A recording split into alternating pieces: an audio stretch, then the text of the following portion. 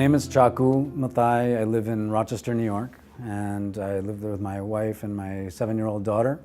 And I have a dog and a couple cats, and we moved there to be closer to my wife's parents, so my daughter has a set of grandparents to interact with regularly, and my family and culture is there as well. I'm very involved with my own Indian community, as well as the mental health and addiction recovery communities that are both locally and nationally.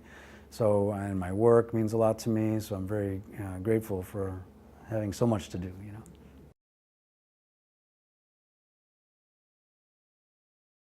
I'm Indian, and I'm born in Kuwait, and when my family came to the States, I was very young, 2-3 years old. And so a lot of the challenges I experienced growing up were really around how we were experienced in our community. So I watched my father and my mother treated with a lot of hostility. I saw them trying to protect me from that hostility quite a bit. I would see people ridiculing us for our language or how we were dressed or the way we looked. And when I started school, there was immediate bullying and fighting. And my struggles were really about people expecting me to somehow be quiet about it and not wanting to. I saw it as an indignity, and I wanted to fight back, and so I did. And so that's when I started being separated from the class and being given special kind of counseling and supports. One of the things that somebody asked me to do is remember when I was most happy. And so I think back to being on this elephant, in India, where me and the elephant felt so connected. These elephants are used to just clear land we're a farming village. And in that village, my uncles, my aunts, my cousins, they all would look at me like I belonged. They would see me like I had something to contribute. I felt like I had all of that. The contrast of that with how I experienced life in the States, and with the immediate, rejection and the trauma and the challenges that we went through, I don't think people give enough credit to how much adversity there is there. I only saw people not understanding my frustration at the time, but slowly I started to feel unsafe anywhere I was, and whether I was in school or whether I was on the sidewalk or even in my own home. Eventually I started to mistrust everyone, and I started to doubt my family's support for me, because I didn't know if they really understood what I was going through. I would experience these shadows jumping all around my bedroom, and they would try to get inside my body, and I would wake up, I wouldn't go to sleep, or I would kind of come out screaming, and because that was the only way to keep them away. And then I started using drugs, and it got more complicated. So when I tried to kill myself at 15 and ended up in the hospital, was when really, there was some effort on my family's part to reach out for some help.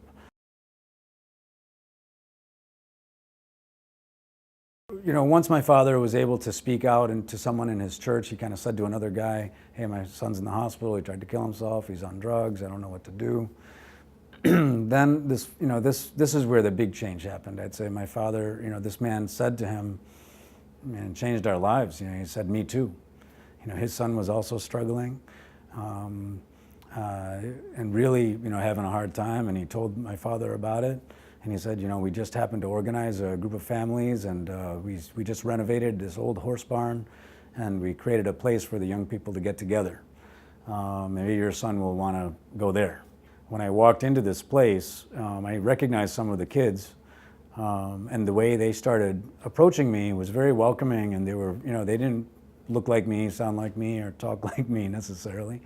But they definitely I could tell they had a similar experience to me.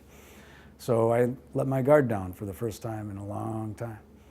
So that's what engaged me, was really this peer support. And then from there, my parents started getting some additional guidance on treatment programs and other options that we might consider, because the system was kept trying to separate me from them and trying to put me in other programs and residential programs or other kind of places away from the family. And that's not our culture.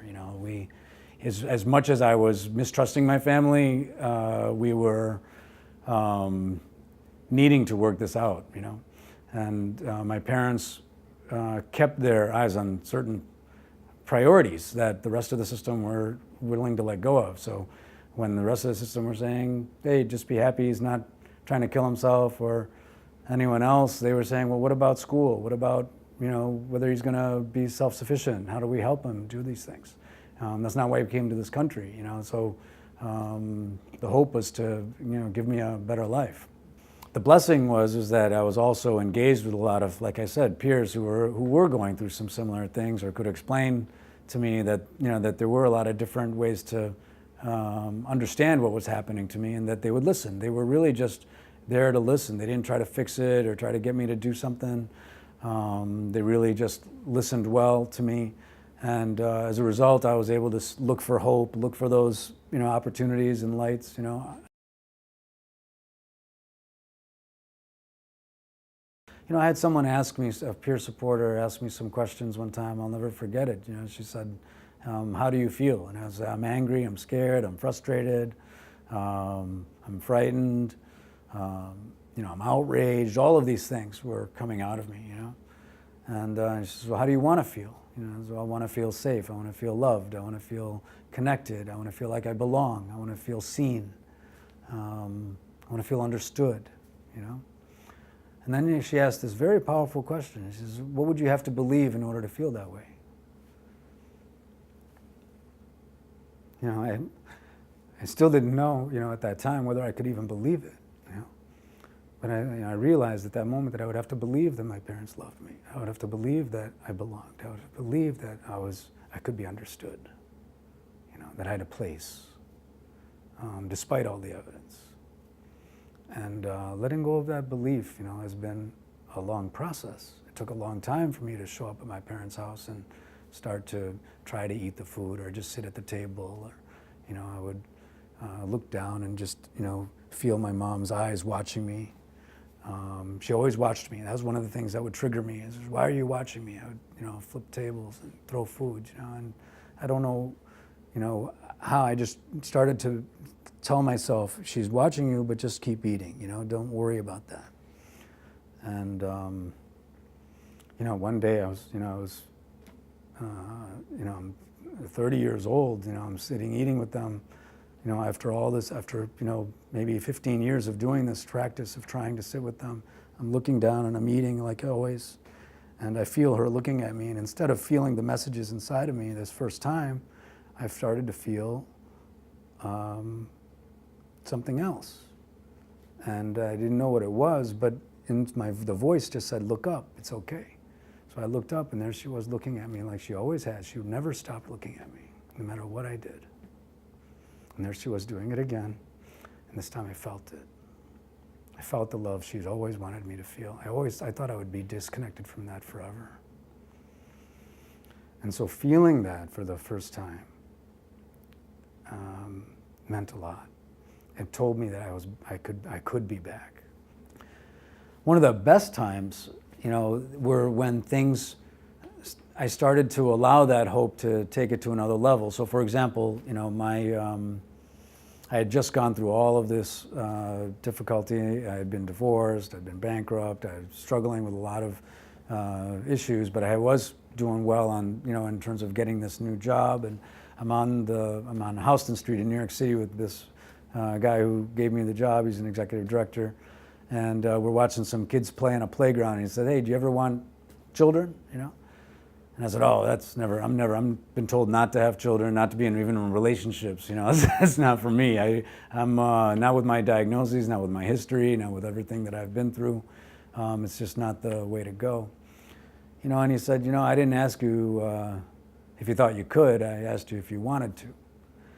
And that was a moment where I realized I'd been answering questions about what I want with whether I thought I could a lot, and, you know, cutting my options down pretty fast and never really letting what I want come forward. So I let that sit. I mean, I didn't just immediately jump up and say, "You're right, let's get let's get going on that." I let that sit. And when my sister who's 4 years younger than me, had a daughter, her firstborn daughter. She asked me to be her firstborn daughter's godfather. And this was the first time I had realized that, wow, you know, I can't be her godfather and hold these reservations about my life, or be suicidal, or, you know, allow these escape routes to exist. You know, I can be her goddaughter, but I got to commit now, you know? And that was a real hopeful thing. I wanted to be able to do that. So that contradiction, you know, in terms of what I wanted and what I was going through, allowed me to step forward and really take that on, you know. And that's, I believe that's why I'm willing to be a father today, you know, and I am a father today, because I was willing to renounce that.